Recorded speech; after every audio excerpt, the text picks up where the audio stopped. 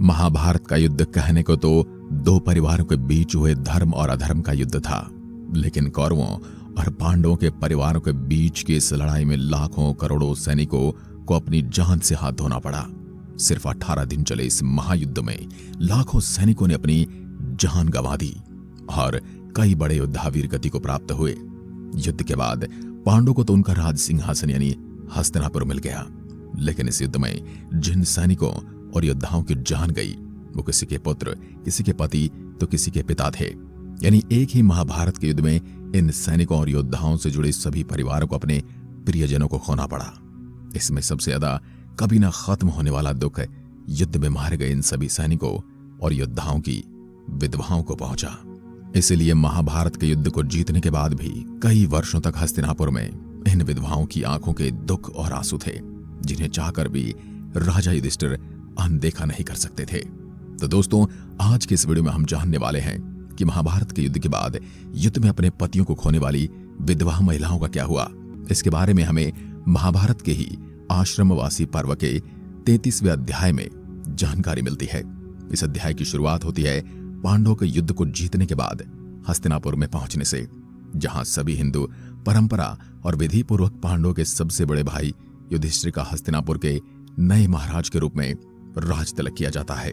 महाभारत में भगवान श्री कृष्ण की सहायता से पांडवों ने हस्तिनापुर तो जीत लिया, लेकिन इस दौरान भगवान चाहकर भी उन सैनिकों और योद्धाओं को नहीं बचा सके जो इस युद्ध में लड़े थे।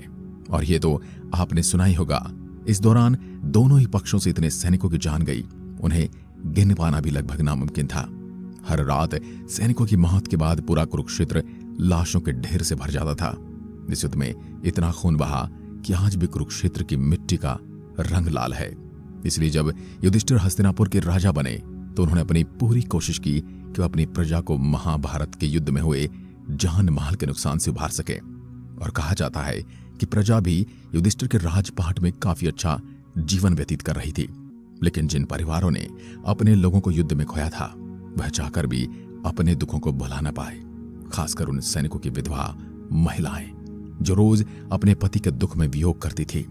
युधिष्ठिर प्रजा के साथ साथ अपने परिवार के लोगों का भी काफी ध्यान रखते थे और उन्हें कभी भी कौरवों के मरने के बाद उनके पिता धृतराष्ट्र और माता गांधारी को पराया महसूस नहीं होने दिया, और उन्होंने अपनी माता पिता की तरह ही उन्हें प्यार दिया। युधिष्ठिर और सभी पांडवों के इन प्रयास से धृतराष्ट्र और गांधारी धीरे धीरे अपने बेटों की मृत्यु के शोक से बाहर आने लगे थे। महाभारत के युद्ध को हुए अब 15 साल से ज्यादा का समय बीत चुका था, लेकिन फिर एक दिन धृतराष्ट्र ने युधिष्ठिर से कहा कि युधिष्ठिर, अब मैं और गांधारी अपना बचा हुआ जीवन एक साधारण मानव की तरह जीना चाहते हैं।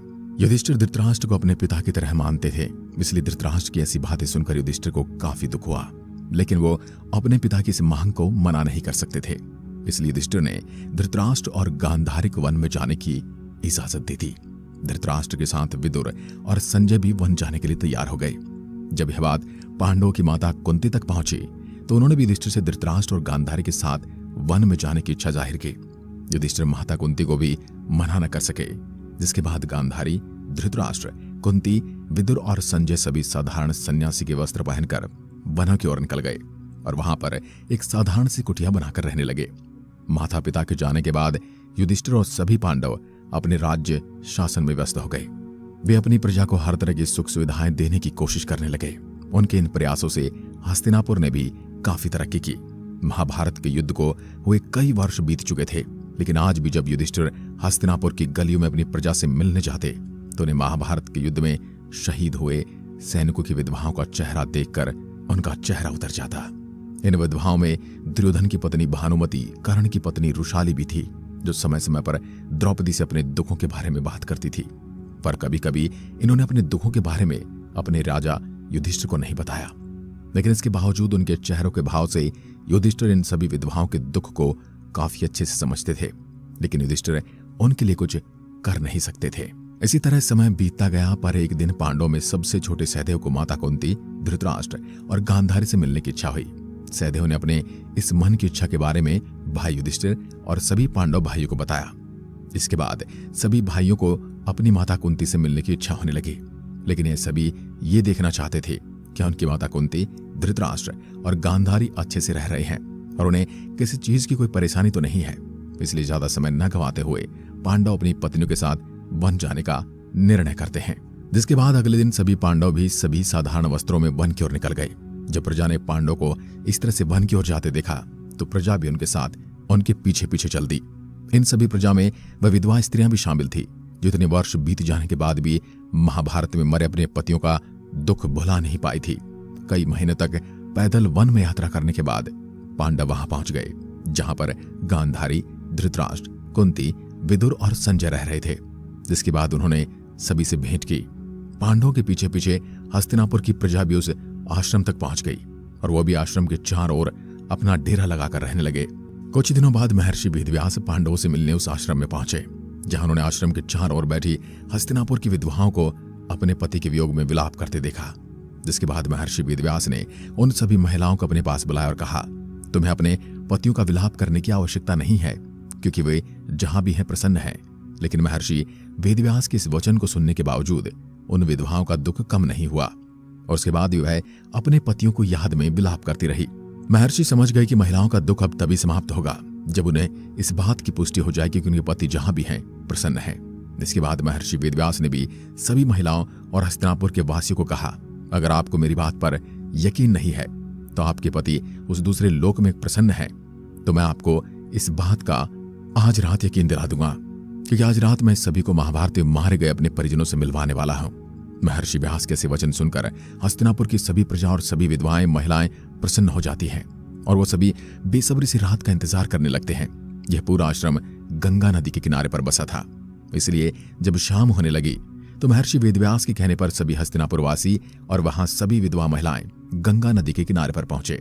जिसके बाद महर्षि वेदव्यास ने अपनी शक्तियों के प्रयोग से स्वर्गलोक और नरकलोक में मौजूद सभी महाभारत में मारे गए योद्धा और सैनिकों की आत्माओं को पुकारा और उनसे गंगा नदी के तट पर आने का आग्रह किया। जिसके बाद महाभारत में मारे गए सभी सैनिकों और योद्धा तभी गंगा नदी के पानी से एक एक करके बाहर निकलने लगे। अपने पति और परिजनों को देखकर हस्तिनापुर की प्रजा काफी प्रसन्न हो जाती है। वे सभी अपने परिजनों से बातचीत करते हैं और अपने सुख दुख बांटते हैं।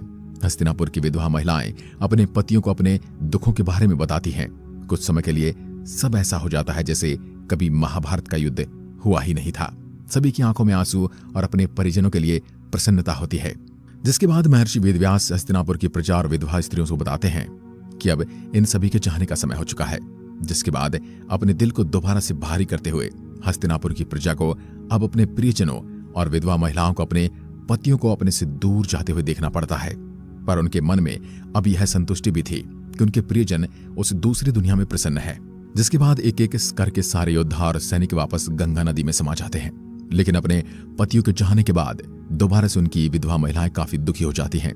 वे सभी महर्षि वेदव्यास से अपने पतियों से मिलने की दोबारा इच्छा करती हैं। जिसके बाद महर्षि वेदव्यास उन सभी महिलाओं से कहते हैं कि जो स्त्री अभी भी अपने पति के वियोग में दुखी है वे चाहे तो मैं उन्हें उनके पति के लोक में भेज सकता हूं। यह सुनकर सभी विधवा महिलाएं काफी प्रसन्न हो जाती हैं और महर्षि वेदव्यास से अपने पतियों के पास जाने की इच्छा जताती हैं। जिसके बाद महर्षि वेदव्यास कहते कि जिन महिलाओं को अपने पति के पास जाना है वे गंगा के पवित्र जल में डुबकी लगाकर पृथ्वीलोक पर अपना जीवन त्याग करते हुए अपने पतियों के लोक में जा सकती हैं। जिसके बाद एक एक करके जिन विधवा स्त्रियों ने गंगा नदी में डुबकी लगाई और अपना शरीर त्याग कर अपने पतियों के पास पहुंच गई और इस तरह महाभारत के युद्ध में उन महिलाओं को अपने पति की मौत से मिला जीवन भर का दुख समाप्त हुआ। तो दोस्तों ये थी कहानी कि महाभारत के युद्ध में शहीद हुए लाखों सैनिकों की विधवा महिलाओं का क्या हुआ। आशा करते हैं आज की इस वीडियो से आपको कुछ नया सीखने को मिला होगा। अगर आपका कोई सवाल या सुझाव है तो हमें कमेंट में लिखकर जरूर बताइए। एक बार फिर मिलते हैं, तब तक के लिए नमस्कार, जय हिंद, जय भारत।